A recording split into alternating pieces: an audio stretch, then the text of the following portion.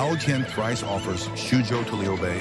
Cao Cao retakes Yanzhou from Liu Bei. Through storm and chaos, Xiahou Dun's loyalty became Cao Cao's shield. Against Liu Bei's fury and heaven's flood, the army withdrew, battered yet unbroken, carrying their lord to safety. Though storms raged without, in the camp light glowed. Dian Wei, fierce protector, received honor for his valor, a beacon of strength amid their uncertain path.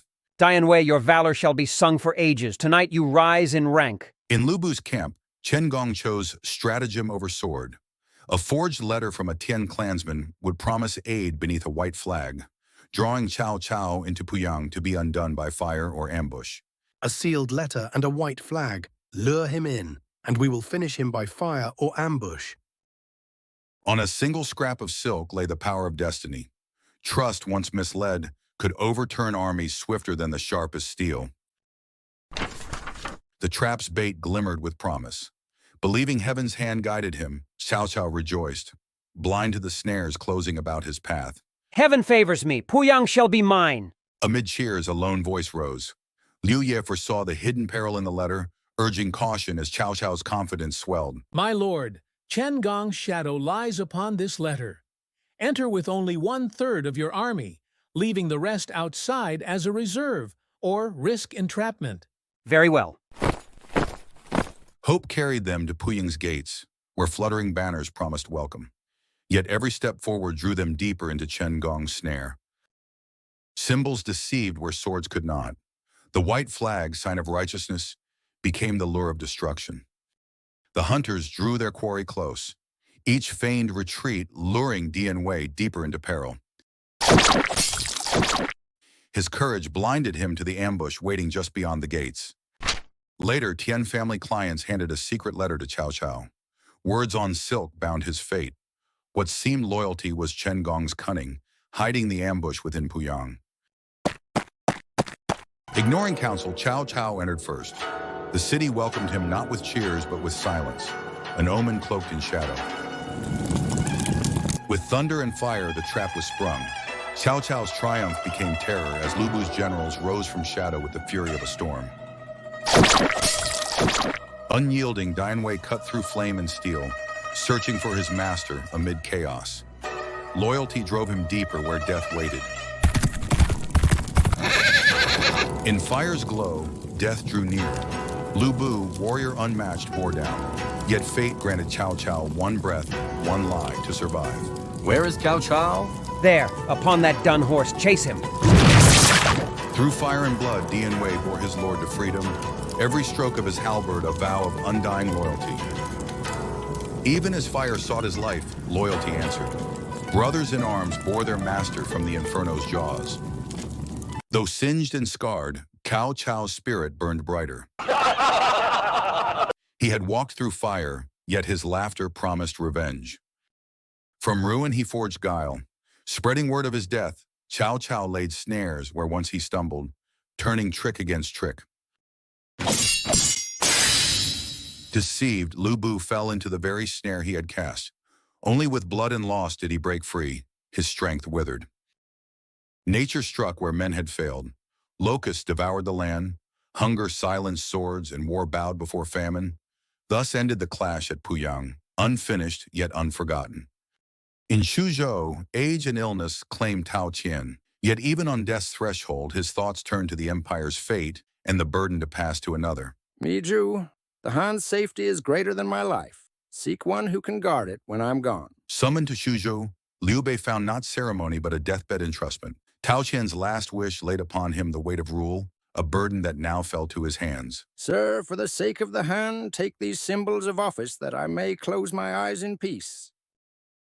The old protector's plea ended with his last breath.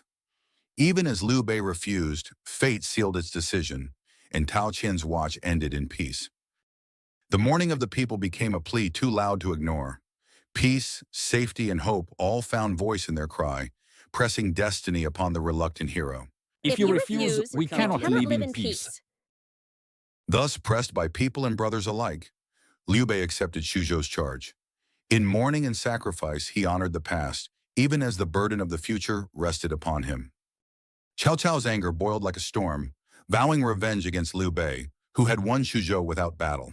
He even swore to desecrate Tao Qian's grave, driven by grief and vengeance. He sat still and gained all. I will kill Liu Bei and dig up Tao Qian's corpse in vengeance for my father. At Cao Cao's command, orders spread through the camp.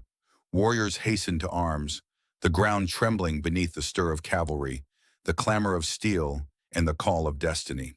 Yet amidst the frenzy of vengeance, one voice rose to temper fury with wisdom. Xun Yu, steady and thoughtful, spoke of patience, stability, and the empire's greater design. Illustrious sir, Yanzhou and the Yellow River are your land within the passes. To abandon them for Xuzhou is to barter the trunk for the branches. A single map contained the fate of nations. To hold Yanzhou was safety. To reach for Xuzhou meant peril. Xun Yu urged reflection, warning of Lu Bu's lurking threat.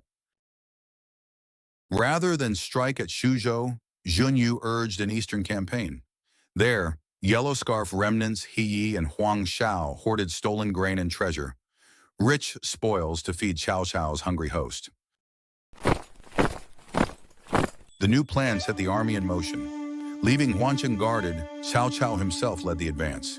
Eastward they thundered, toward rebels fat with grain and greed.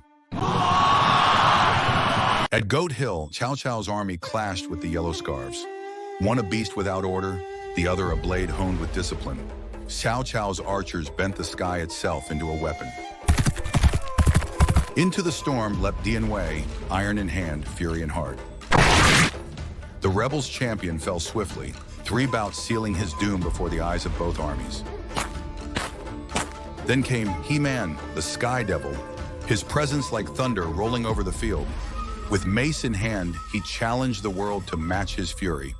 I am the devil who shoots across the sky. Who dares fight me? For 50 exchanges, neither yielded. But Cao Hong's cunning turned the tide. His retreat a trap, his blade a serpent striking swift. He-Man's boast ended in blood. With He-Man slain, fear consumed the rebels. Li Dian's charge split their ranks, Huang Shao dragged away like prey, sealing the collapse of their desperate resistance. One Yellow Scarf leader remained, He Yi. With a few hundred horses, he sought refuge in the hills, yet fate had set another trial upon his path. From nowhere he came, a man of iron and might. With one sweep, he ended He Yi's flight, binding rebels like cattle, herding them into an earthen pen. At Gapey Hills, Dian Wei demanded He Yi's release, but the swashbuckler barred his way. Steel was their answer, 2 titans clashing for hours, neither yielding as dusk drew near. Cao Cao, wise as he was ruthless, wove a snare. What strength could not seize, cunning would claim. By the trap's close, the swashbuckler stood bound. The swashbuckler revealed himself as Xu Chu, a man of unmatched might and unyielding loyalty. Gaining him, Cao Cao secured more than victory. He gained a lion for his cause. I have heard of your mighty feats. Will you join me? That is my strongest desire. Scouts revealed Yanzhou lay defenseless. Its guardians turned to greed. Cao Cao's generals urged swift action, knowing hesitation meant opportunity lost. The time had come to strike while Fortune's gate was open. Lord, the city lies bare. Let us seize it in one thunderous blow. Yanzhou awoke to chaos. Its defenders, caught unprepared, scrambled in haste. Cao Cao's disciplined forces pressed forward like a flood against sand, drowning resistance in sheer momentum and unshakable will. Xu Chu, newly arrived yet eager to prove himself, seized the chance. Li Fang met him boldly, but his skill could not match raw ferocity. The earth trembled beneath Xu Chu's triumph. Take this as my first offering to my lord. Betrayed by fate, Xuelun found no shelter. Pursued and struck down by Lu Qian's arrow, his troops broke apart. Yanzhou fell once more into the iron grasp of Cao Cao. With Yanzhou reclaimed, Cao Cao turned swiftly to Puyang. His generals commanded the wings, his champions led the van, and with unmatched discipline, his host moved like one body of steel. Though warned, Lu Bu spurned caution. With unmatched pride, he rode alone. Defying reason and counsel alike, he sought glory against overwhelming odds, a storm against a mountain wall. My lord, wait for your generals. Whom do I fear? None. Steel met steel in thunderous rhythm. 20 bouts passed, neither victor nor vanquished. Watching, Cao Cao knew Liu Bei was a tempest no single warrior could master. Against one foe, Liu Bei was unmatched. Against 6, even red hair stumbled beneath him. The tide turned, forcing the mighty warrior to break free and seek safety within Puyang's walls. Once welcomed as savior, Liu Bei now found betrayal. The Tian family, seeking favor with Cao Cao, barred their gates. Trust withered, and rage consumed the abandoned general. Open the gates. Let me in. We have gone over to Cao Cao. Thus Puyang fell. Cao Cao, merciless yet pragmatic, pardoned the Tians for their betrayal. With careful measures, he secured the city, strengthening his hold over the shifting heart of the realm. But voices warned, Liu Bei, unbroken, would rise again. Liu Ye urged pursuit, calling him a savage beast who could not be spared. The chase toward Dingtao began.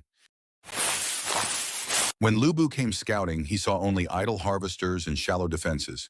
But Cao Cao, cunning as ever, wove a snare of flags, drums, and hidden steel. Fire consumed the forest, yet no ambush came. The drums beat, hollow and mocking, luring Liu Bei deeper into doubt. Cunning had replaced force, and fear gnawed at certainty. The trap was sprung. Generals thundered forth like unleashed storms, surrounding Liu Bei's force. His soldiers broke, his champions fell, and fortune turned once more against the rider of red hair. Dingtao fell without a fight. Zhang Qiao chose flames over surrender, Zhang Miao fled, and Chen Gong carried Liu Bei's kin to safety. Thus the northeast lay firmly in Cao Cao's grasp.